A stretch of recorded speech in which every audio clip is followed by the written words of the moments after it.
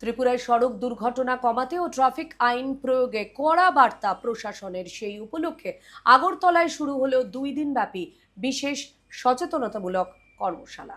ত্রিপুরা সড়ক নিরাপত্তা আইন আরও কার্যকরভাবে বাস্তবায়নের লক্ষ্যে আগরতলা ভবনে মঙ্গলবার থেকে শুরু হয়েছে 2 দিন ব্যাপী একটি সচেতনতামূলক কর্মশালা।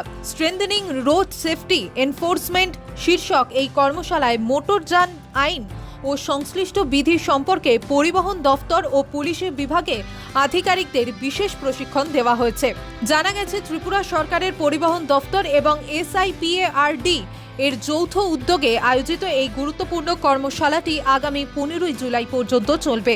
অনুষ্ঠানের উদ্বোধন করে ত্রিপুরা সরকারের পরিবহন মন্ত্রী সুশান্ত চৌধুরী বলেন, সড়ক দুর্ঘটনা কমাতে আইন মেনে চলা, আধুনিক প্রযুক্তির ব্যবহার এবং সংশ্লিষ্ট দফতরগুলির সমন্বিত উদ্যোগের উপর বিশেষ গুরুত্ব আরোপ করা হবে। প্রায় 160 কোটি টাকা টোটাল এসছে, তার মধ্যে ফাইন মানি বাবদ 35 কোটি টাকার উপর এসছে চালানের মাধ্যমে যেটা আসে।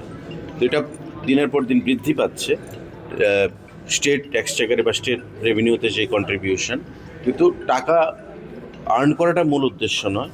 মূল উদ্দেশ্য হচ্ছে পাবলিকের অ্যাওয়ারনেস করা এবং এ ধরনের সেন্সিটাইজেশন প্রোগ্রাম এটা পাবলিককে আগামী দিনে অ্যাওয়ারনেসের ক্ষেত্রে একটা বিরাট ভূমিকা গ্রহণ করবে। তিনি স্পষ্ট জানান, সড়ক নিরাপত্তা নিশ্চিত করতে শুধু আইন প্রয়োগ করলেই হবে না, সাধারণ মানুষের মধ্যে সচেতনতা বৃদ্ধি করাও সমানভাবে প্রয়োজনীয়। এই কর্মসূচিগুলো যদি করতে পারি, মানুষের কি হতে পারে, আমার মোটর ভেহিকেল অ্যাক্ট কি, যেটা আগে 1939 ছিল, আজকে এটা 1988 হয়ে গেছে। রেগুলারলি সুপ্রিম কোর্টের সেখানে মডিফিকেশন আসছে, কমপ্লায়েন্স আসছে।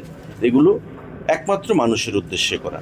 স্বাভাবিকভাবেই আমাদের লক্ষ্য, আমাদের উদ্দেশ্য হচ্ছে রাজ্যের প্রতিটি জেলায়, প্রতিটি মহকুমায়, প্রতিটি পঞ্চায়েতে জনপ্রতিনিধি, প্রশাসন, ডিএম লেভেলে তাদের সঙ্গে আমরা আলোচনা করে আগামী দিন এটা করব। মন্ত্রী আরও জানান, 2 দিন ব্যাপী এই কর্মশালায় চালান ব্যবস্থা, ট্রাফিক আইন প্রয়োগ, হেলমেট ও সিট বেল্ট ব্যবহার এবং নির্ধারিত গতিসীমা মেনে চলার মতন একাধিক গুরুত্বপূর্ণ বিষয়েও বিস্তারিত আলোচনা করা হবে। ত্রিপুরা থেকে দেবাশিস বোসের রিপোর্ট, CN ত্রিপুরা।